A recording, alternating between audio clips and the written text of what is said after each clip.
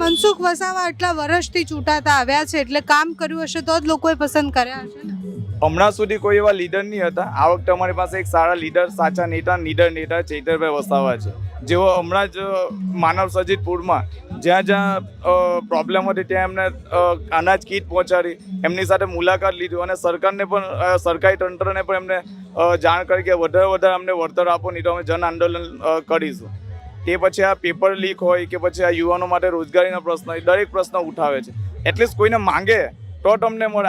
આ લોકો તો જેટલું ભાજપ વાળા કહે એટલું જ બોલે છે, એના સિવાય એ લોકો કોઈ માંગ કરી જ નહીં શકતા એમ.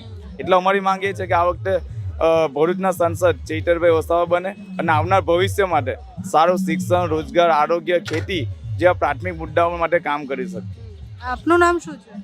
વિરેન્દ્ર વસાવા. અને તમને ચૈતર વસાવા કેમ ગમે છે? ચૈતર વસાવાની મેન તો અમારા આદિવાસી સમાજમાંથી આવે છે અને એમની વિચાર